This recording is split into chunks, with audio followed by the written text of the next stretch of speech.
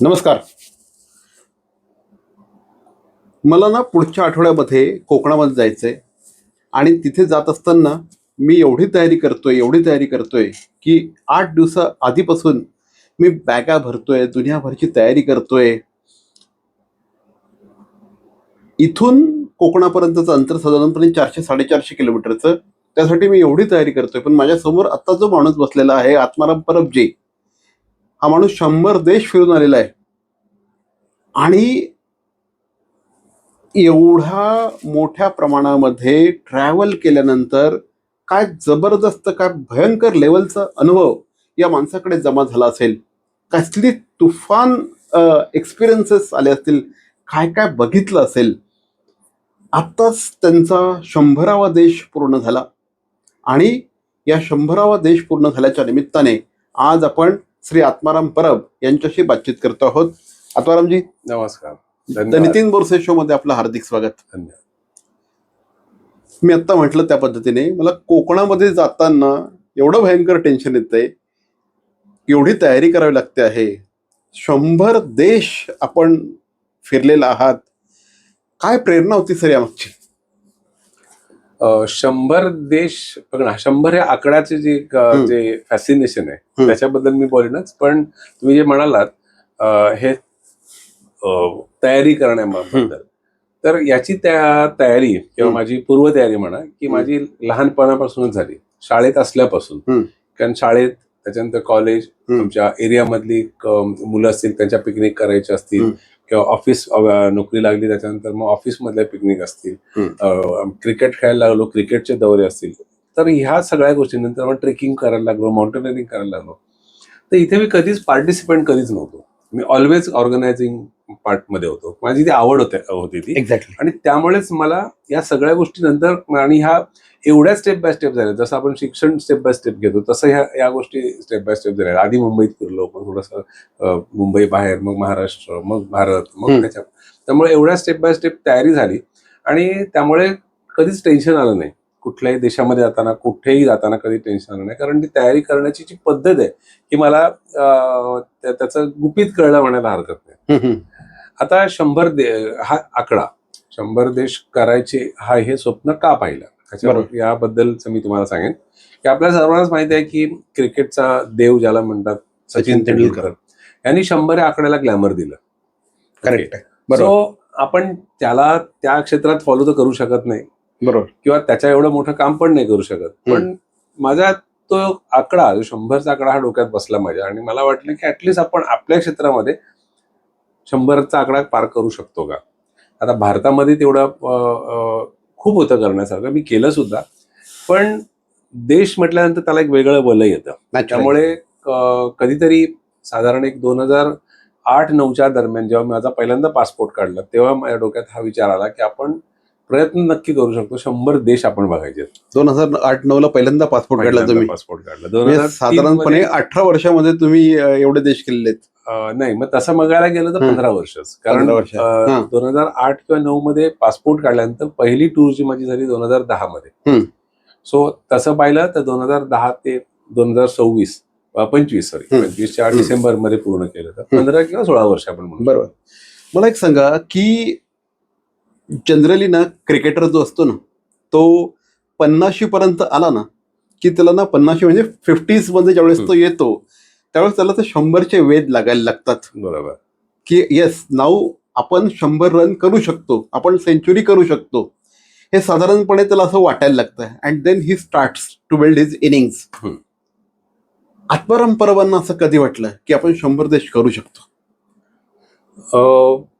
पहिले जेव्हा आपण क्रिकेटच्या टर्म मध्ये बोलायचं म्हटलं तर पहिल्यांदा, आता ते 2020 मुळे ते बदललंय सगळं गणित, पण सुरुवातीला ते इनिंग बिल्ड करणे हा प्रकार असायचा.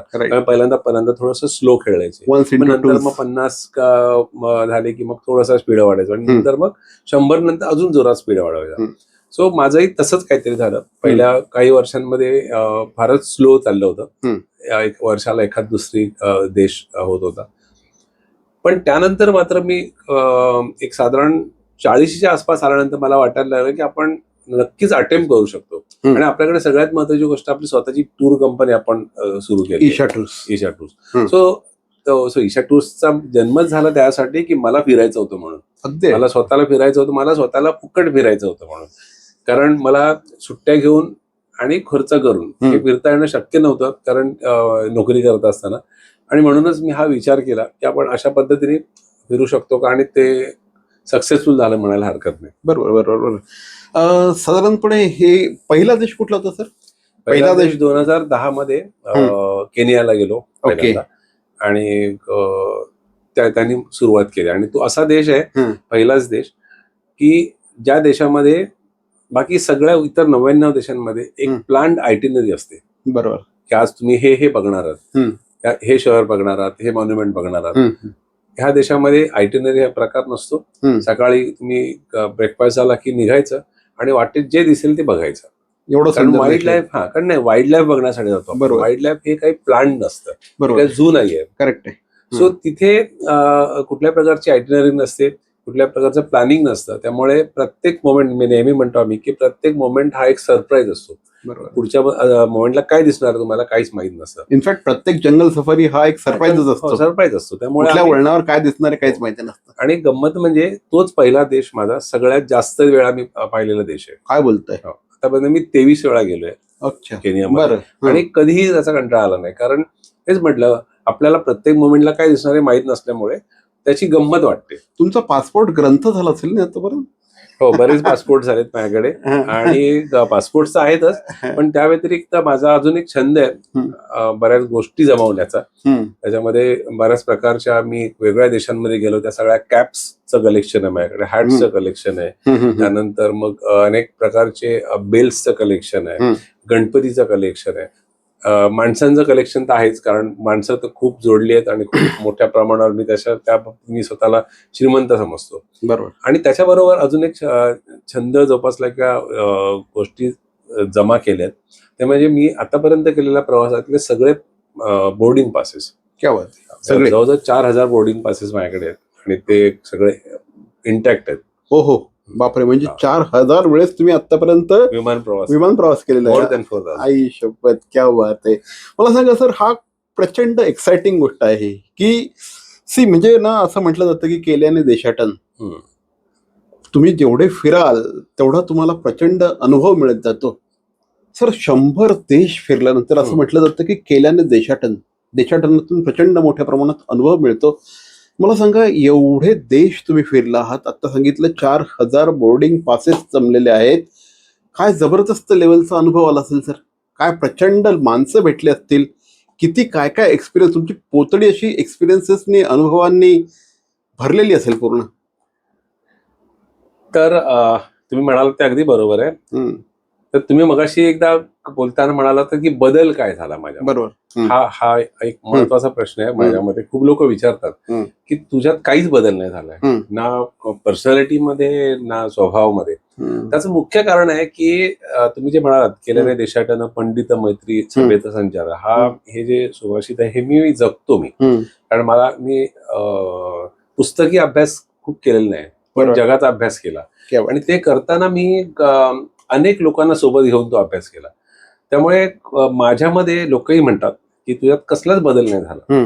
कारण ती एक्साइटमेंट जी आहे ना, ती तेवढीच शिल्लक आहे माझ्यामध्ये. आणि तो प्रत्येक गोष्टीमध्ये नाविन्य शोधून काढायचा. कारण मला ती आवड आहे माझी, की जिथे जातो तिथे आपल्या डोळ्यासमोर जे काय दिसतंय त्याच्या पलीकडे जाऊन काय बघता येईल, किंवा आपल्या मागच्या बाजूला काय ते बघता येईल, त्याचा अभ्यास कसा करता येईल, हे करत असल्यामुळे मला त्याची ती सवय लागली. आणि ते करताना एकाच देशामध्ये परत सेकंड टाइम जेव्हा गेलो तेव्हा मी काहीतरी नवीन शोधून काढलं, नवीन गोष्टी पाहिल्या आणि दाखवल्या. त्यामुळे माझ्यामध्ये तशा प्रकारचा बदल झाला नाही. लोक आजही म्हणतात की एवढ्या सगळ्या गोष्टी अचीव्ह केल्यानंतर पाय जमिनीवर कसे, हा प्रश्नच होते का, हा असाच प्रश्न असावा की पाय जमिनीवर कसे. त्याचं कारण असं आहे की मी एवढ्या मोठ्या लोकांना भेटलो, खऱ्या अर्थाने मोठ्या लोकांना. म्हणजे सचिन तेंडुलकर असेल, दलाई लामा असतील, किंवा आमचे डॉक्टर रघुनाथ माशेलकर असतील, अशी अनेक लोकांच्या संपर्कात आलो, त्यांना भेटलो आणि त्यांना पाहिलं की ही लोक एवढ्या ग्राउंडेड आहेत. तर आपण काय आहोत त्यांच्यासमोर, आपली खरंच काय अवकात नाही. मग कशासाठी आपण उगाच मोठं झाल्याचा आव आणायचा. त्यामुळे तो बदल पण माझ्यात कधीच झाला नाही. त्यामुळे आणि निसर्गाने, खरं सांगायचं ना तर निसर्ग तुम्हाला शिकवतो की निसर्गासमोर मनुष्य पाणी शूद्र आहे. हे जे म्हटलं जातं ना, हा अनुभव प्रत्येक वेळेला मी एक निसर्गात असताना घेतलाय. त्यामुळे कुठल्याही प्रकारचा बदल माझ्यात झालेला नाही. माझी पर्यटनाची भूक वाढतच चालली आहे आणि ती नक्कीच अजून पुढे पुढे चालू राहील. लवकरात लवकर 150 प्रवास सुद्धा होतील, तुमचे 150 देश सुद्धा होतील. असं म्हटलं जातं की हे जे 100 देश आहेत, या 100 देशांमध्ये तुम्हाला सगळ्यात जास्त आवडणारा देश कुठला? 23 वेळा गेलो मी म्हटलं केनियाला, हां. तर तुम्हाला त्याच्यावरूनच कळलं असेल सगळ्यात जास्त तोच आवडतो देश. बरोबर. त्याचं कारणच ते आहे की तिथे कुठल्याही प्रकारचं प्लॅनिंग नाही. एक्झॅक्टली, अनप्लॅन्ड असतं सगळं ते. राईट. म्हणजे राहणार कुठे हे माहित असतं, पण Correct. काय बघणार हे तुमच्या हातात नसतं. सो ती एक्साइटमेंट कायम ठेवणारा ते एक डेस्टिनेशन आहे. त्यामुळे मला ते सगळ्यात जास्त आवडतं. आणि सगळ्यात महत्वाची गोष्ट, कुठल्याही प्रकारचं मानवी अतिक्रमण झालेलं नाही. पूर्ण एवढ्या वर्ष जातोय मी. आज तुम्ही कुठल्याही शहरात जा, कुठेही जा, लडाखमध्ये सुद्धा ज्याच्यासाठी आम्ही ओळखला होतो ईशा टूर्स, बरोबर. तिथे पण 2003 मध्ये जे सुरू केलं, त्याच्यानंतर 2026 त्याच्यामध्ये जो फरक आहे, बदल झालेला तो एवढा प्रचंड आहे. मानवी अतिक्रमण एवढ्या मोठ्या प्रमाणात झालंय, जे तुम्हाला केनियामध्ये, टांझानियामध्ये, ह्या वाईल्ड लाईफ सफारीमध्ये कुठेच दिसत नाही. जे आहे तसंच असतं. सो त्यामुळे मला तो सगळ्यात देश आवडतो आणि म्हणून जास्त वेळा मी प्रवास केलाय. क्या बात आहे. असं कधीतरी असं वाईट वाटतं का हो, तुम्ही म्हणजे एक 5 वर्षापूर्वी तुम्ही एखाद्या देशामध्ये गेलेला असता, तिकडची ब्युटी, तिकडचं निसर्ग, तिकडचं सौंदर्य, तिकडचं मिळणारं समाधान, अनुभूती, आणि अचानक तिथे काहीतरी एखादं मोठं स्ट्रक्चर उभं राहतं आणि मग असं कुठेतरी त्रास होतो जीवाला की चायला हे काय, हे व्हायला नको असं वाटतं? हा अनुभव मी लडाखमध्ये घेतलाय आणि घेतोय. गेली 10 वर्षांमध्ये हा अनुभव घेतोय. कारण लडाखला एक वेगळं सौंदर्य आहे, वेगळेपण आहे, जे जपायला पाहिजे होतं, जे सरकारचं काम असतं खरं तर. आणि त्याचबरोबर आपलं सर्वसामान्य माणसांचं पण काम असतं, जनतेचं पण. तर तिथे ज्या पद्धतीने डेव्हलपमेंट होते ती फार चुकीच्या पद्धतीने होते. कारण एखादा प्रदेश एक सस्टेन करण्यासाठी जी काय इकोसिस्टम लागते किंवा जे काय नॅचरल रिसोर्सेस लागतात, त्याच्या खूप पलीकडे जाऊन तिथे जेव्हा डेव्हलपमेंट होते, तेव्हा मग निसर्गाचा ऱ्हास व्हायला सुरुवात होते. बरोबर. तर ते होऊ नये असं फार वाटतं. आणि सगळीकडेच आहे हे, फक्त लडाख बद्दल नाही म्हणत आहे मी. कुठल्याही निसर्गरम्य ठिकाणी निसर्गाचा ऱ्हास होईल अशा गोष्टी व्हायला नाही पाहिजेत. पण अनफॉर्च्युनेटली त्या आपल्या हातात नाही. आम्ही फक्त मत व्यक्त करू शकतो, त्याच्या पलीकडे काय फक्त आणि वाईट वाटून घेऊ शकतो, त्या पलीकडे काही नाही. भूतानला गेलो होतो आणि आजही तिथे 72% जंगल त्यांनी कायद्याने राखलेलं आहे. त्यामुळे आतापर्यंत मी ज्या वेळेस भूतानला गेलो, त्या वेळेस तिथे गेल्यानंतर एवढं सुंदर वाटतं, एवढं छान वाटतं की अजिबातच मानवी अतिक्रमणच नाहीये. आणि तुम्ही तिथे फिरताना ऑक्सिजन ज्या प्रकारचा तुम्ही इनहेल करता, त्यातून तुम्हाला जाणवतं की तुम्ही हे काहीतरी वेगळं करत आहात नॅचरली. आता मला एक तुमच्या प्रवासाबद्दल बोलताना एक असतं की प्रत्येक देशामध्ये गेल्यानंतर आपल्याला तिथे काहीतरी शिकायला मिळतं. कुठेही आपण पर्यटनाला गेलो की आपल्याला तिथे काहीतरी शिकायला मिळतं. तुम्ही 100 देश फिरलेला आहात. प्रत्येक देशामधून जर का आपण म्हटलं की मला हे शिकायला मिळालं, पण ह्या 100ही देशांमधून एक अशी काय कॉमन गोष्ट आहे की जी तुम्हाला शिकायला मिळाली? पर्यटन दृष्ट्या जर पाहिलं तर सगळ्यात छोट्यात छोटे देश, जे खरं तर आपल्या भारताच्या खूप मागे आहेत खरं. बरोबर. पण पर्यटन दृष्ट्या त्यांनी एक छोटीशी गोष्ट आहे, त्याला इन्फ्रास्ट्रक्चरचा वापर करून मोठी केली. त्याला लार्जर दॅन लाईफ स्केल आणला. आणि त्यामुळे काय झालं की जिथे एखादी गोष्ट तिथे गेल्यानंतर आपले पर्यटक सुद्धा म्हणतात हे तर आपल्याकडे ह्याच्यापेक्षा कितीतरी सुंदर आहे, पण आपण त्याला प्रमोटच नाही केलं. तर हे खरंच शिकण्यासारखं आहे की लहानातल्या लहान गोष्ट फक्त त्याचे मार्केटिंग करून आणि त्याच्याबरोबर प्रॉपर इन्फ्रास्ट्रक्चर डेव्हलप करून, म्हणजे अगदी त्या ठिकाणी व्हीलचेअरवर सुद्धा माणूस जाऊ शकतो, अशा प्रकारच्या इन्फ्रास्ट्रक्चर डेव्हलप करून, चांगले रोड्स, चांगल्या सोयी, टॉयलेट्स, बाथरूम, ह्या सगळ्याच्या सोयी ह्या अगदी छोट्याच्या छोट्या देशांमध्ये सुद्धा केलेले आहेत. म्हणजे अगदी मी तुम्हाला सांगेन की अगदी व्हिएतनाम अलीकडच्या व्हिएतनाममध्ये. काळामध्ये अगदी बरोबर. व्हिएतनाम असेल, कंबोडिया असेल, बरोबर. अगदी लहान लहान देश की जे खरं तर एक 10 वर्षापूर्वी कुठेच नव्हते कुठेच नव्हतं. टुरिझम बरोबर. सेक्टरमध्ये. पण आज त्यांनी स्वतःला खूप मोठ्या स्केलवरती आणलंय आणि हजारोंच्या लाखोंच्या संख्येने लोक Exactly. जगभरातून येतात. So exactly. त्याचं मुख्य कारण हेच आहे की त्यांनी उभं Infrastructure. केलेलं इन्फ्रास्ट्रक्चर. म्हणजे त्या बाना हिल्सचं उदाहरण सर एकदम भारी आहे. व्हिएतनामला हो. बाना हिल्सचं उदाहरण भारी आहे. म्हणजे तुम्ही कितीही शारीरिकदृष्ट्या तुम्ही फिट नसलात तरी तुम्ही वरपर्यंत जाऊ शकता. जाऊ शकता. हो. अगदी शेवटी त्यांनी जे काही ते फेनिक्युलर रेल्वे त्यांनी केलेली की प्रत्येकाने तिथपर्यंत हो. पोहोचावं हा त्यांचा प्रयत्न आहे. आपले पण जे काही आहे तेवढे शिवाजी महाराजांचे गडकिल्ले आहेत तिथपर्यंत जाण्यासाठी जर का योग्य प्रकारचं इन्फ्रास्ट्रक्चर डेव्हलप झालं तर कदाचित ह्या सगळ्या गडकिल्ल्यांवर प्रचंड मोठ्या प्रमाणात पर्यटन भरेल. काय वाटतं सर? भारतामध्ये काय नाहीये टुरिझम पॉईंट ऑफ व्ह्यू पाहिलं तर सगळंच आहे. सगळ्या गोष्टी ज्या जगात आहेत त्या सगळ्या गोष्टी आहेत. फक्त नॉर्दर्न लाईट दिसत नाहीत किंवा हे केनिया टांझानिया सारखं वाईल्ड लाईफ त्या लेवलचं नाहीये. पण आपलं एमपी आहेच की. नाही बाकी आहेच. आपल्याकडे टायगर्स आहेत, सगळ्यात बरोबर. गोष्ट टायगर्स आहेत. हं. पण तो जो स्केल असतो ना बरोबर. केनिया टांझानिया मधला स्केल कसा आहे 18-20 लाखच्या संख्येने प्राणी असतात तिथे. बरोबर आहे. पण किंवा तुमच्याकडे मगाशी आता म्हटलं त्याप्रमाणे नॉर्दर्न लाईट्स आपल्याकडे बघता येत नाहीत, मिड नाईट सन बघता येत. पण बरोबर. त्याच्या व्यतिरिक्त जर तुम्ही 100 मार्क हे काढले, पॉईंट्स काढले तर 95 पॉईंट्स आपल्याकडे आहेतच ना आणि खूप चांगल्या लेवलचे आहेत. पण पुन्हा तेच गाडी तिथेच अडकते आपली. आणि खरं तर आपला सगळ्यात महत्वाचा टुरिझम इंडस्ट्री ही सगळ्यात महत्वाची इंडस्ट्री भारतामध्ये होऊ शकते. एक्झॅक्टली. पहिल्या 5 मध्ये खरं तर असायला पाहिजे. एवढं आपल्याकडे रिसोर्सेस आहेत पण अनफॉर्च्युनेटली ते नाही. आपल्याकडे हिमालय पण आहे, आपल्याकडे डेझर्ट सुद्धा हो. आहे, आपल्याकडे प्रचंड मोठी किनारपट्टी आहे. एकदा कोकणाबद्दल तुम्हीच बोलताना म्हणाला होतात की कोकणातले फक्त एक सिंधुदुर्ग जिल्हा हा अनेक यांना भारी पडू शकतो. एक सिंधुदुर्ग जिल्हा केरळ रत्नागिरी. आणि गोवा, केरळ आणि गोवा या 2 स्टेट्सना कम्पीट करू शकतो. Exactly. एवढं पोटेन्शियल आहे. बरोबर. अनफॉर्च्युनेटली आपण ते नाही करत आहोत. करेक्ट. सर, हे जे तुम्ही 100 देश फिरलेला आहात, देश हा फक्त तिकडच्या निसर्गाने बनत नाही तर तिकडच्या लोकांमुळे बनतो. बरोबर. ते तिकडच्या लोकांच्या स्वभावामुळे बनतो. काही लोकांमध्ये आदरातिथ्य हे त्यांच्या रक्तात असतं. हो. They are very eager to welcome their guests. असे कुठले देश तुम्हाला जाणवले की जिथे प्रचंड मोठ्या प्रमाणात आदरातिथ्य, जिथे लोकांमध्ये असं आदरातिथ्य ठुसठुसके भरलेलं आहे?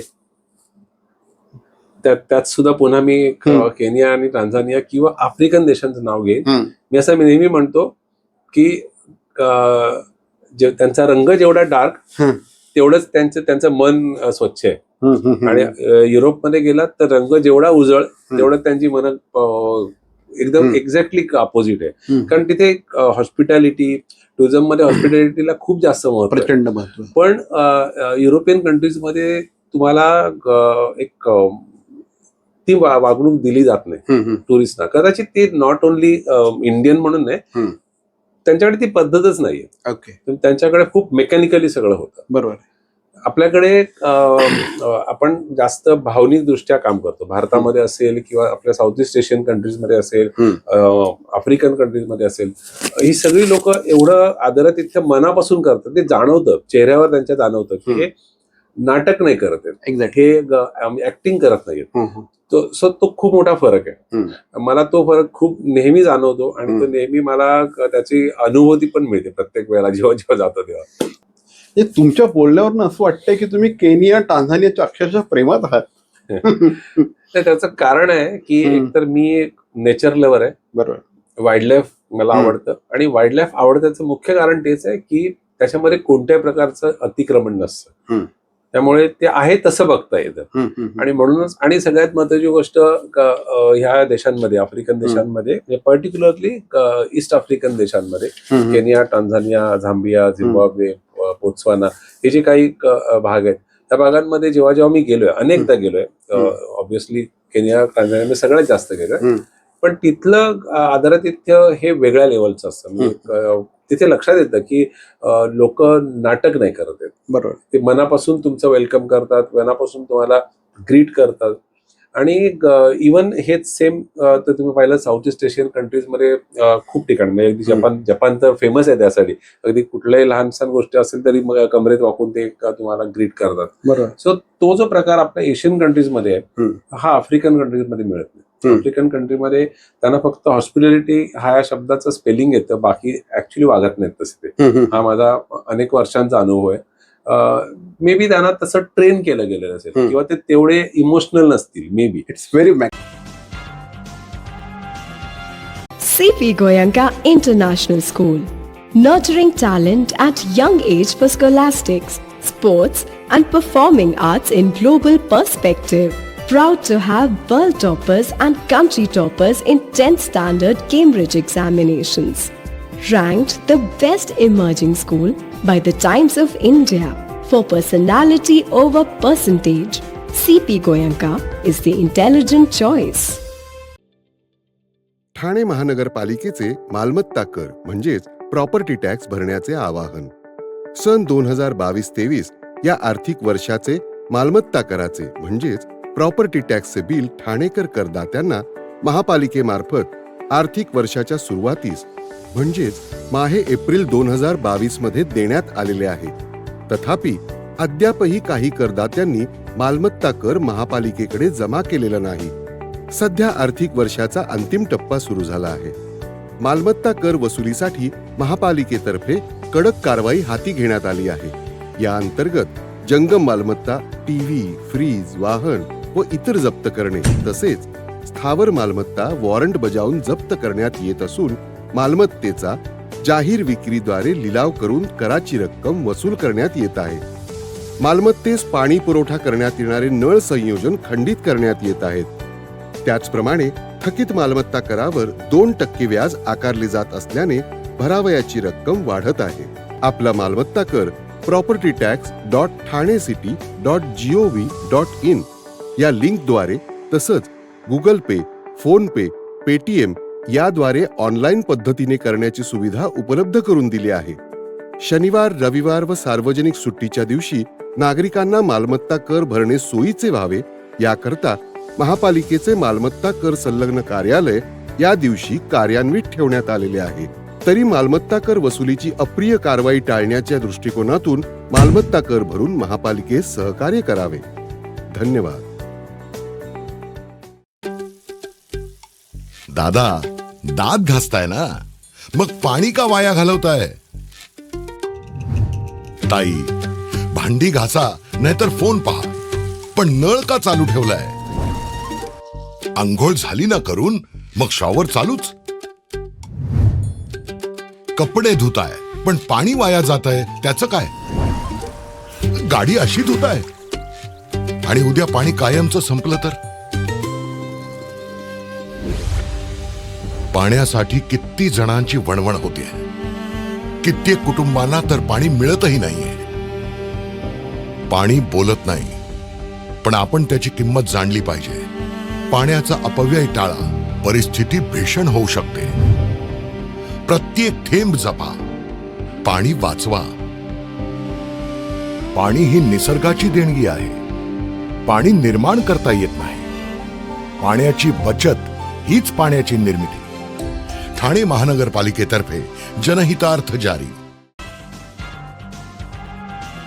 मेकॅनिकल. हा, ते मेकॅनिकल असतं. सो आणि आपल्याकडे आता जसं आमच्याकडे आम्ही ईशा टूर्समध्ये आमच्याकडे आलेल्या लोकांना कस्टमर नाही म्हणत, गेस्ट, गिराईक नाही म्हणत, आम्ही गेस्ट म्हणतो. कारण त्याच्या मागची भावना ही असते की आपल्या पाहुण्यांना आपण जसं ग्रीट करतो किंवा आपल्या पाहुण्यांना जसं आपण ट्रीट करतो तसंच आपण आपल्या टूरवर आलेल्या लोकांना करायचं. कारण ते आपल्या बरोबर आपला वेळ आणि पैसे हे इन्व्हेस्ट करून आलेले आहेत, आपल्यावर विश्वास ठेवून. त्यामुळे ते आपली जबाबदारी असते की त्यांना त्याचा पूर्ण मोबदला देतोय आपण. राईट.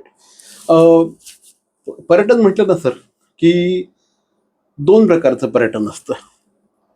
आता मला तर असं वाटतं की आपले 5-6 चांगले मित्र असतील, फॅमिली बरोबर असेल देन माझ्यासाठी हॉटेल वगैरे काही असं फार मॅटर करत नाही. आणि बऱ्याच लोकांचं असतं की नाही आम्हाला खूप भारी हॉटेलच पाहिजे, आपला स्टे खूप चांगल्या ठिकाणी पाहिजे. तुम्हाला स्वतःला असं काय वाटतं की काय इम्पॉर्टंट असतं? आपण ज्यावेळेस तुम्ही एवढे देश फिरलेला आहात, एवढं पर्यटन केलेलं आहे, तुमची प्रायोरिटी कशाला असते? की लक्झरीला असते की बाकीच्या गोष्टींना असते?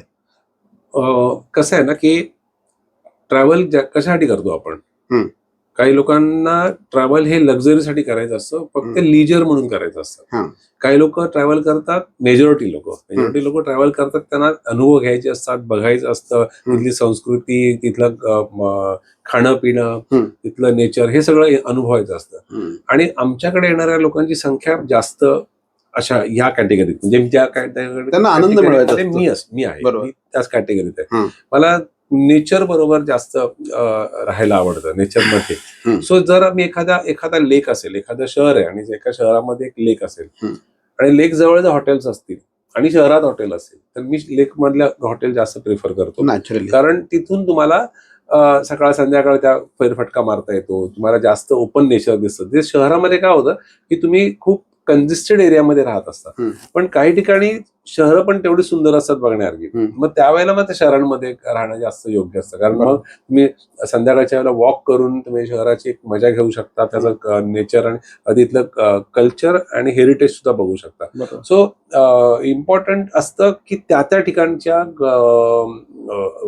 गरजांप्रमाणे. कारण नाहीतर काय होतं की तुम्हाला फक्त जर लीजरमध्ये राहायचं असेल तर काही लोक जिथे 2 रात्री हवे आहेत तिथे 4 रात्री राहतात आणि ते अर्धा दिवस साईटसीइंग करतात, अर्धा दिवस आराम करतात. पण आपल्यावर येणाऱ्या लोकांची संख्या अशी असते की आपल्याकडे वेळ आणि पैसे दोन्ही कमी असतात. त्यामुळे आपण एका दिवसात जेवढं काय मॅक्सिमम बघता येईल तेवढं बघण्याचा प्रयत्न करतो. आणि त्यामुळे हॉटेलचं सिलेक्शन करताना मात्र तुम्हाला चांगलं हॉटेल असायलाच पाहिजे. कारण तुम्ही जर परदेशात जाताय तर तुमच्याकडे अगदी 2 स्टार हॉटेलमध्ये राहून नाही चालणार किंवा अगदी होमस्टे मध्ये राहून नाही चालणार. कारण शेवटी आम्ही ग्रुप घेऊन जातो. करेक्ट. ते होमस्टे वगैरे असतात, ते छोटे असतात, लहान साईज मध्ये असतात. त्यामुळे आम्हाला चांगली हॉटेल्स घ्यावी लागतात आणि घेतोच आम्ही, जेणेकरून त्यांना चांगला एक्सपिरियन्स देता येईल. बरोबर. सर, हा जो सगळा अनुभव आहे हा 100 पेक्षा जास्त देश तुम्ही म्हणजे वेगवेगळ्या 100 देशांमध्ये गेलेला आहात, पण अदरवाईज तुम्ही त्याच्याही पेक्षा खूप जास्त प्रवास केलेला आहे. या सगळ्या प्रवासाचा उपयोग आज ईशा टूर्स महाराष्ट्रातल्या पहिल्या 5 पर्यटन संस्थांपैकी ईशा टूर्स एक डेफिनेटली आहे. एक स्वतःचं वेगळेपण त्यांनी जपलेलं आहे. ऑफबीटसाठी सर प्रचंड फेमस आहेत. ते मगाशी पण म्हणाले ना, त्यांच्या बोलण्यामध्ये बोलताना ह्या डोळ्यांच्या पलीकडे ह्या साईडला जे आहे ना ते बघायचा मी प्रयत्न करत असतो. तर हे सगळं ज्यावेळेस ऑब्झर्वेशन आहे, निरीक्षण आहे, हा सगळा एक्सपिरियन्स आहे, सगळी माणसं तुम्ही एवढी जोडलेली आहेत, भेटलेली आहेत, या सगळ्याचा ईशा टूर्ससाठी कशा पद्धतीने उपयोग झाला?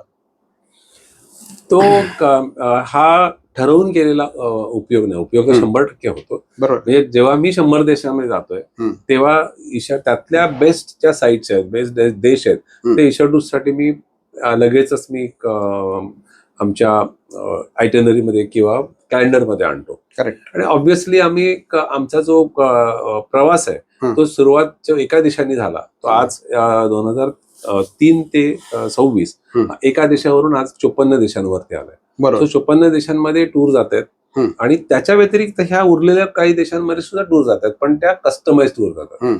आज मी एवढे देश पाहिलेले असल्यामुळे एक फर्स्ट हँड इन्फॉर्मेशन माझ्याकडे असते. तिथे काय बघायचंय, काय नाही बघायचंय हे गुगलवरून माहिती काढून लोकांना सांगत नाही. हे स्वतः प्रत्यक्ष अनुभवलेलं आहे. जो अनुभव तो लोकांना सांगतो. त्यामुळे त्याचा फायदा, त्या अनुभवाचा फायदा माझ्या टीमला सुद्धा होतो आणि पर्यटकांना पण होतो. त्यामुळे निश्चितच तो मोठा फायदा आहे. आणि जेव्हा आपण आपल्या डोळ्यांनी जे पाहिलंय ते जेव्हा आपण एखाद्याला एक्सप्लेन करतो आणि गुगलवरून माहिती काढून एक्सप्लेन करतो, यामध्ये खूप मोठा फरक आहे. तुमच्या डोळ्यात ती चमक येऊच शकत नाही. एखाद्या गोष्टीबद्दल सांगताना ती चमक येऊच नाही शकत जर तुम्ही अभ्यास करून केलेला असेल. एक्झॅक्टली. म्हणजे एखाद्या देशामध्ये आपण, म्हणजे माझी सवय आहे रोज सकाळी मी कुठला तरी ट्रॅव्हल चॅनल बघणं, हा माझी सकाळच्या वेळेची माझी सवय आहे. पण आपण रिलेट कधी होतो माहितीये का, की आपण जिथे जाऊन आलेलो आहे ते बघताना आपण जास्त रिलेट होत असतो. अरे हा, आपण इथे हे केलेलं आहे, आपण तिथे केलेलं आहे नॅचरली. पण आजही असे अनेक लोक आहेत की ज्यांना असं वाटत राहतं की नाही बाई, ये परदेश प्रवास इट्स नॉट माय केक, हे आपलं नाहीये. अशा लोकांना काय सांगाल की हे किती अवघड असतं किंवा काय काळजी घेतली पाहिजे? नाही, आता कसं आहे ना की त्याला दोन हे असतात. एक काही लोकांचं असतं की माझ्याकडे आर्थिक पाठबळ नाही, पाठबळ नाही किंवा शक्यता नाहीये किंवा माझी तब्येत साथ देत नाही. तर हे बऱ्याच लोकांचे ना हे स्वतःच ठरवलेले काही हे असतात, म्हणजे स्वतःला एका बंद करतात एका पर्टिक्युलर विचारांमध्ये. सो अलीकडच्या काळात म्हणजे पॅन्डेमिकच्या नंतर हा एक कन्सेप्ट येतोय. त्याच्यामध्ये डाय विथ झिरो, डाय एम्प्टी, किंवा आयुष्य जे जगतोय आपण, हे आयुष्य श्रीमंत जगायचं. तुम्ही श्रीमंत मरण्यापेक्षा आयुष्य श्रीमंत जगा. म्हणजे आज माझ्याकडे अनेक प्रॉपर्टीज आहेत आणि मी त्याचा उपभोग घेत नाहीये. तुम्हाला लागणार एकच आहे ना फ्लॅट, तुमचे 3 फ्लॅट असतील त्याचा उपयोग काय? तुमच्या मुलांना त्याची जर गरज नसेल तर त्याचाही काही उपयोग नाही. त्यामुळे तुम्ही श्रीमंत जगत नाहीये, तर श्रीमंत मरतो आपण, सर्वसामान्य माणूस. सो आता हा ट्रेंड बदलतोय आणि बऱ्याच लोकांनी माझ्या ओळखीमध्ये किंवा माझ्याबरोबर ट्रॅव्हल करणाऱ्या अनेक लोकांनी स्वतःची काही अननेसेसरी असलेली पडून असलेली जागा आहेत त्या काढल्या, त्याच्यामध्ये छान ट्रॅव्हल करतायत, छान एन्जॉय करतायत, लाईफ एन्जॉय करतायत. म्हणजे नॉट ट्रॅव्हल केलं म्हणजे लाईफ एन्जॉय केलं असं नाही, त्याच्या व्यतिरिक्त पण खूप छान आयुष्य जगता येतं, ते श्रीमंत आयुष्य जगता येतं. तर तसा तो ट्रेंड येतोय. त्यामुळे बऱ्यापैकी लोकांनी आता आज तुम्ही जर पेपर उघडून बघितलं तर त्याच्यामध्ये सगळ्यात जास्त ऍड्स ह्या ट्रॅव्हल इंडस्ट्रीच्या असतात, त्याच्यानंतर रिअल इस्टेटच्या असतात. सो त्यामुळे लोक फिरायला लागलेत आणि प्रचंड मोठ्या प्रमाणावर मोठ्या मोठ्या टूर पण करायला लागलेत. म्हणजे विचार फार केला जात नाही जो पॅन्डेमिकच्या आधी होत होता. हा मोठा बदल आहे. अनेकदा असं एक मानसिकता असते की माझ्याकडे पैसे आल्यानंतर किंवा आणखी काही वर्षानंतर मला इथे इथे फिरायचं आहे, पण त्यावेळेस बऱ्याचदा शारीरिक दृष्ट्या साथ मिळत नसते. तर ट्रॅव्हल तुमच्यामध्ये काय आहे? ट्रॅव्हल ही सगळ्या जबाबदाऱ्या संपल्यानंतर करायची गोष्ट आहे की ट्रॅव्हल ही एक आयुष्यातली अत्यंत महत्वाची अशा प्रकारची गोष्ट आहे? काय सांगाल? मी स्वतः टूर ऑपरेटर म्हणून हे बोलत नाही, मी टुरिस्ट म्हणून बोलतो. तुम्ही बिझनेसमॅन नाही मला माहिती आहे, म्हणून तुम्हाला हे प्रश्न विचारतोय मी. टुरिस्ट म्हणून मी हे गोष्ट नक्की सांगू शकतो की केल्याने देशाटनं, हा हे जे म्हणतो ना आपण, पंडित मैत्री सभेचा संचार, मनुष्या चातुर्य तसे फार. सो मी हा अनुभव घेतलाय. म्हणजे जेमतेम शिक्षण घेतलेला माणूस आज जगभरामध्ये 5 खंडांमध्ये ट्रॅव्हल केलं, त्या लोकांशी डील केले, त्यांच्याकडून म्हणजे प्रत्येक ठिकाणी तुम्हाला हे सगळं करायला लागतं. सो त्याचा मी नक्कीच, त्यामुळेच मी हे करू शकलो सगळं. सो मी असं सांगेन की ती खरं तर तुम्ही अगदी छोट्या प्रमाणात का होईना ते सुरू करायला पाहिजे. म्हणजे आता महाराष्ट्रात कुठेतरी आपण बाहेर फिरायला जायला पाहिजे. आपण नंतर थोडे पैसे असतील, जास्त पैसे असतील तर तुम्ही देशामध्ये फिरायला हवं. त्याच्यापेक्षा थोडे जास्त पैसे असतील तर पैसे आणि वेळ हे निघत नसतात, तुम्हाला ते क्रिएट करायला लागतात किंवा काढावे लागतात. ओके, जर मनात असेल तर ते शक्य आहे, नाही तर ते शक्य नाही. आता तुम्ही म्हणाल, मी ऍज अ टुरिस्ट सांगतोय, टुरिझम किंवा पर्यटन हे माझ्यासाठी ऑक्सिजन आहे. बरोबर. ओके, मला वाटतं की मी जर बंदिस्त घरात काम करत राहिलो ऑफिसमध्ये तर ते मला नाही जमणार, शक्यच नाही मला. माझ्यासाठी शिक्षण सुद्धा आहे, त्यातून मी शिकतो. म्हणजे आपण माणसं शिकतो, निसर्ग शिकतो, सगळं शिकतो. माझ्यासाठी अजूनही काही गोष्ट ऍडिक्शन आहे, इतर ऍडिक्शन नाही, पण हे पर्यटन हे ऍडिक्शन आहे माझ्यासाठी. आणि पॅशन तर आहेच ऑलवेज.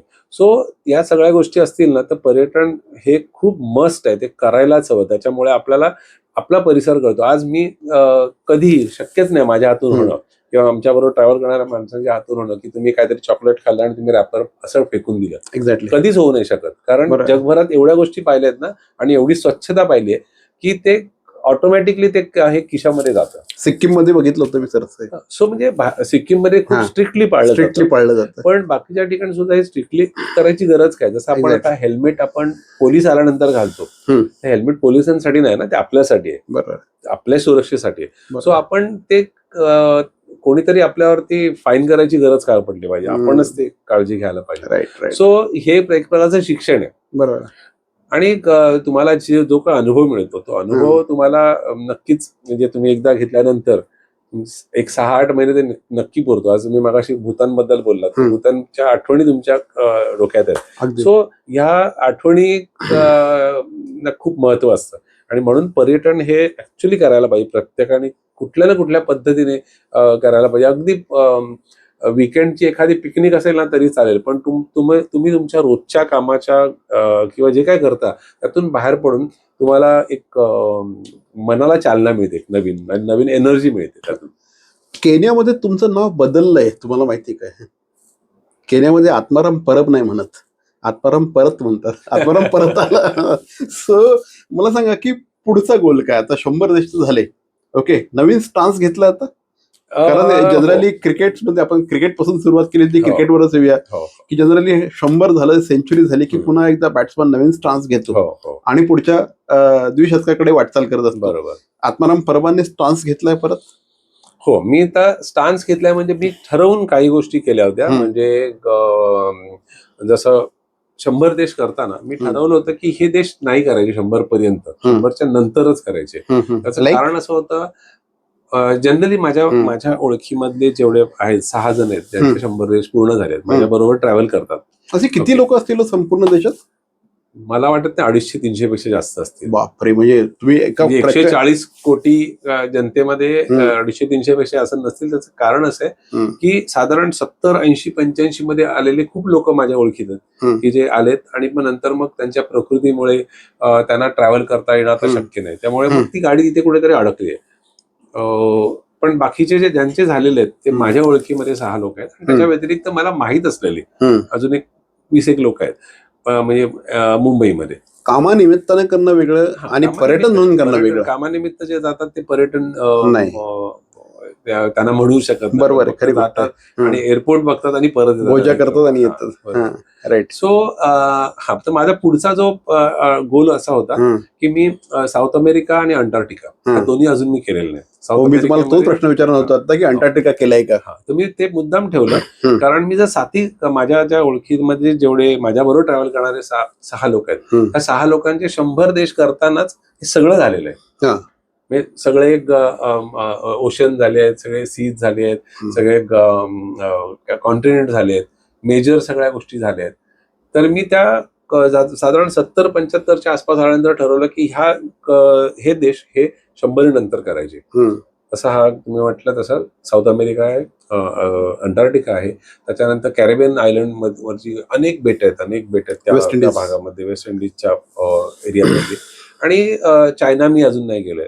कारण चायना एवढा मोठा आहे की मी मुद्दाम नाही गेलोय चायनाला, कारण चायना एवढा मोठा आहे की तो एका व्हिजिट मध्ये होणार नाही, किमान 8-10 व्हिजिट करायला लागतील तर चायना पूर्ण होईल. क्या बात. ग्रीस, आता युरोपमध्ये साधारण 25 पेक्षा जास्त देश आहेत, तर ते 41 देश मी पाहिले, अजून 4-5 देश बाकी आहेत माझे. त्यातला ग्रीस आहे, तो ग्रीस सगळ्यात मोठा देश आहे जो साधारण 6 ते 7 दिवस लागतात त्याला. बरोबर. ओके, सो तो पण मी शिल्लक ठेवलाय. तर मी नंतर विचार केला की आता थोडस लिजरली आता फिरायचं आपण, कारण मी आता 60च्या जवळ जाईन, अजून वेळ आहे, 2 वर्ष बाकी आहेत अजून. मी खरं तर ठरवतो 100वा देश हा 60 सेलिब्रेट करताना करायचा ठरवलं, पण खास जरा शेवटच्या ओव्हर्स मध्ये जरा जास्त जोरात बॅटिंग केली आणि तर त्या मी केल्या. त्यामुळे आता माझ्याकडे हे टार्गेट्स आहेत, प्लस मला अजून एक टार्गेट माझा स्वतःचा आहे, तो कठीण आणि महागडा आहे पण तो करायचा मला. जिओग्राफिकल नॉर्थ पोलवर जायचंय मला, ज्याची आत्ता जर कॉस्ट काढली तर साधारण 40 ते 50 लाख रुपये तिथे पोहोचायला. 5-1 दिवसाचा फक्त प्रवास आहे तो, पण त्याला 40 ते 50 लाख रुपये खर्च आहे, कारण ते खूपच एक्सक्लुझिव्ह आणि खूपच वेगळ्या पद्धतीने करायला लागेल. पण ते आहे की पृथ्वीच्या त्या टोकावरती मी जाऊन आलो हे. आणि बरेच लोक हा प्रश्न विचारतात की काय मिळवलं काय, गेला आणि पाहिलं की मिळवलं काय. हे मिळवण्यासाठी नसतं ना, हे आपल्या आनंदासाठी असतं. आपण आपला त्यातून आनंद, प्रत्येक जण आपापल्या पद्धतीने आनंद मिळवतो. तर हा आनंद आम्हाला पर्यटनातून मिळतो, की मी आज कुठेतरी जाणार आहे, त्याची एक्साइटमेंट सतत चालू असते ना. ती दर महिन्यातून एकदा मी ठरवलंय की महिन्यातून एकदा तरी कुठेतरी मुंबई बाहेर, आणि आता तर गेल्या 2023 नंतर तर ठरवलंय की मुंबई बाहेर ना तर देशाबाहेर प्रत्येक महिन्याला एकदा तरी देशाबाहेर असायला पाहिजे. राईट आणि हे अक्षरशः 2023 ते आता 26 हे कंटिन्यू चालू आहे. कुठल्या ना कुठल्या एका देशात जाणं होतच वेगळ्या माध्यमातून. आणि खऱ्या अर्थाने जीवन जगणं म्हणतात ना, तो अनुभव मी घेतोय आणि आय एम व्हेरी हॅपी. 2-3 पुस्तकं झालेली आहेत तुमची, आणि एक आत्माची डायरी आहे, प्रवास अजून सुरू आहे, लडाख प्रवास अजून सुरू आहे, आणि तिसऱ्या पुस्तकाचं नाव आत्माची डायरी, प्रवास अजून सुरू आहे, लडाख प्रवास अजून सुरू आहे, आत्माची डायरी, आणि हे प्रवासी गीत माझे. हे प्रवासी गीत माझे. या 100 देशांवरचं पुस्तक कधी येणार आहे? हो, त्याची तयारी सुरू केली आहे मी, ऑलरेडी सुरू केली आहे. पण ते पुस्तक हे अनुभवांवर आधारित असेल. करेक्ट. हे मी फक्त पर्यटन स्थळांबद्दल बोलणार नाहीये. कारण काय आहे ना, की पर्यटन स्थळं सांगण्यासाठी आजकाल तुमच्याकडे गुगलवरती तुम्ही एक टाकलं, AI वर एखादा टाकलं की सगळं तुम्हाला मिळतं. मिळून जातं. पण मी हे अनुभव आणि त्याचा आधार घेऊन हे पुस्तक लिहिणार आहे. सो ते तुमचं लडाखचं पुस्तक खूप सुंदर आहे. हो, म्हणजे खूपच छान आहे. म्हणजे त्यात जवळपास किती दिवस अडकले होते तुम्ही तिकडे? 17 दिवस अडकलो. 17 दिवस अडकले होते, आणि अक्षरशः अंगावर काटा आणणारा तो संपूर्ण त्यांचा जो एक ते प्रकरणच आहे पूर्णपणे त्याच्यामध्ये, ते अक्षरशः म्हणजे अंगावर काटा येतो की काय लेवलची डेंजर होतं ते सगळं. म्हणजे भयंकरच होतं ते. तो अनुभव फारच विचित्र होता, थरारक होता. 17 दिवसाचा तो जो थरार आहे तो खरं तर त्याच्यावर एक फिल्म करता येईल असा थरार आहे तो. आणि त्यामुळे ते जे झालं, खरं तर त्यामुळेच मी पर्यटन क्षेत्रात आलो म्हणेन मी. कारण त्यानंतर मला एक कॉन्फिडन्स मिळाला लडाखमध्ये, आणि तिथूनच माझी खरं तर स्लोली सुरुवात झाली. ह्या 100 देशांचा त्यांचा हा संपूर्ण प्रवास आहे. आता विचार करत असताना सचिन तेंडुलकर हा त्यांच्यासाठी देव आहे. आणि जर आत्माराम परबांचं थोडक्यात विश्लेषण करायचं झालं तर आत्माराम परबांना आपण ट्रॅव्हल मधला सचिन तेंडुलकर म्हणू शकतो. नाही, हे खूप मोठं म्हणजे माझ्यासाठी, कारण क्रिकेटमधल्या त्या देवाला आपण अशा पद्धतीने म्हणजे मला त्याचं नाव मिळावं असं कधी वाटणार नाही, आणि तेवढी आपली ऐपत नाही. पण मला नक्की सांगायला आवडेल की गेल्याच वर्षी माझं 2 स्वप्न होती, 100 देश पूर्ण करणे आणि सचिन तेंडुलकरला टूरवर घेऊन जाणे. ती गेल्या वर्षी एप्रिल महिन्यामध्ये ती माझी एक इच्छा किंवा माझं स्वप्न पूर्ण झालं. आणि सचिन तेंडुलकरला आसाम आणि मेघालयाच्या टूरवर त्यांच्या फॅमिली आणि मित्रमंडळी अशा 12 लोकांना घेऊन गेलो होतो. आणि ते 7 दिवस सचिन तेंडुलकर बरोबर अक्षरशः जगलो म्हणायला हरकत नाही. आणि त्याच्यावर पण अजून एक पुस्तक आता मी करतोय, देवाबरोबरचे ते 7 दिवस. क्या बात. असं एक पुस्तक करतोय. म्हणजे त्यातला माणूस पाहिला, सचिन तेंडुलकर एक माणूस म्हणून आम्हाला बघता आला. किती साधा माणूस असावा हे त्या एकंदर 7 दिवसांमध्ये बघायला मिळालं. सर्वसामान्य माणसाला सचिन बरोबर एखादा धावता फोटो मिळाला तरी सुद्धा आनंद वाटतो. सेल्फी मिळाला तरी आनंद वाटतो. त्या व्यक्तीबरोबर सलग 7 दिवस, सकाळचा ब्रेकफास्ट, लंच, डिनर, संध्याकाळी काही टाइमपास गेम्स वगैरे, आणि बाकी ट्रॅव्हल तर होतच. ह्या सगळ्या ह्याच्यामध्ये मोमेंट ज्या आम्ही जगलोय त्याला काहीच तोड नाही. त्यामुळे तुमच्या आयुष्यातले सगळ्यात सुंदर 7 दिवस असतील ते. हो, सगळ्यात मेमोरेबल नक्कीच ना. म्हणजे अनेक जण असं स्वप्न देखील बघू शकत नाहीत. हे सगळं हा माणूस सत्यात जगलेला आहे. काय अनुभव होतो तो 7 दिवसाचा? 7 दिवसाचा अनुभवावर मी पुस्तक लिहितो, त्यामुळे आपल्या एका वाक्यात सांगणं कठीण आहे. पण एक वेगळ्याच लेवलचं व्यक्तिमत्व आहे ते. म्हणजे अतिशय साधा माणूस, नाही कधी सांगावं लागेल की तू द ग्रेट सचिन तेंडुलकर आहेस. आणि त्यामुळे प्रत्येकाची त्यांनी काळजी केली. म्हणजे जेव्हा जेव्हा त्याचे फॅन्स म्हणून जे येत होते ना लोक, प्रत्येकाची तो काळजी घेत होता. प्रत्येकाला फोटो मिळेल असं बघत होता. कधी कंटाळा केला नाही. म्हणजे खरं तर ट्रॅव्हल करण्यासाठी आलं होतं, स्वतःच्या फॅमिलीवर वेळ घालवायला आला होता, पण त्यांनी कधीच असं नाही केलं की लोक थांबले आहेत त्यांना वेव नाही केलं, थांबला नाही. सो हे त्यांनी कंटिन्युअसली केलं. आणि काय होतं की भारतरत्न असल्यामुळे गव्हर्नमेंटकडे खूप आधी इंटिमेशन द्यायला लागलं होतं. त्यामुळे तिथून लीक होऊन सगळ्या लोकल चॅनल्स पर्यंत बातमी पोहोचली होती. त्यामुळे जिथे कुठे जायचो तिथे ही चॅनलची मंडळी यायची आणि मग त्यांनी कुठल्याही चॅनलला मुलाखत नाही दिली, पण मात्र त्यांनी सगळ्या फॅन्सना मात्र थांबून फोटो काढले प्रत्येकाबरोबर. म्हणजे आणि त्याच्यातला तो माणूस आम्ही खूप जवळून पाहिला. तो क्रिकेटर म्हणून महान आहेच, पण त्यामुळे तो जो ते क्षण आहेत ना, त्याच्यावरती ते पुस्तक येईल तेव्हाच मी तुम्हाला जास्त अधिक विस्तृतपणे कळेल. म्हणजे ह्या एका गोष्टीसाठी तर अक्षरशः hats off to you sir. काय लेवल. पण त्याच्या मागचं एक महत्वाचं कारण आहे की मी मानतो एखादी गोष्ट मॅनिफेस्ट केली आपण, बरोबर, की ती होते. शाहरुख खानचा एक डायलॉग आहे, जब किसी चीज को तुम शिद्दत से चाहो तो पूरी कायनात उसे मिलाने में तुम्हारे साथ हो. सो तो अनुभव मी घेतला.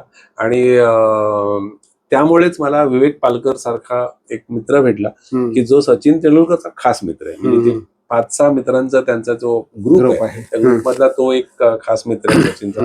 आणि तो माझ्याबरोबर 2019 मध्ये, म्हणजे देव काही लोकांना प्लॉट करतो ना, तसं माझ्या आयुष्यात विवेक पालकरला प्लॉट केलं गेलं 2019 मध्ये तैवानच्या टूरवर. आणि त्याला मीच म्हटलं की मला सचिनला भेटायचंय.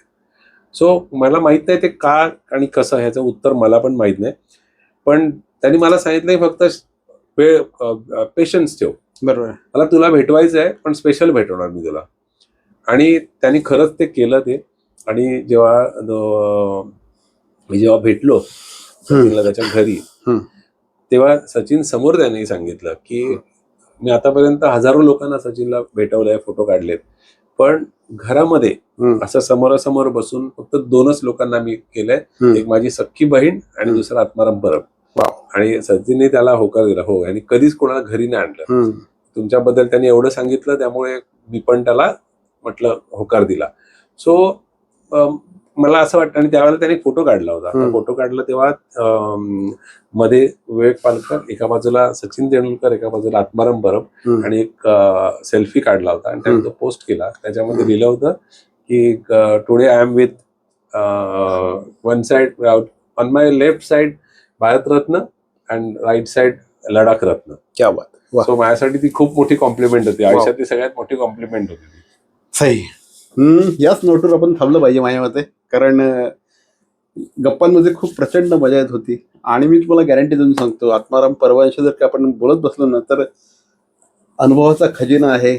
आणि हा माणूस सुद्धा तेवढाच डाऊन टू अर्थ आहे. बिझनेसमन नाही हा माणूस ना पॅशनेट ट्रॅव्हलर आहे. आणि त्यांच्यामधलं जे पॅशन आहे ना ट्रॅव्हलचं, हे आपल्या सगळ्या गेस्टमध्ये यावं यासाठी ते सातत्याने प्रयत्न करत असतात. सर, आमच्याशी बोलत त्याबद्दल धन्यवाद.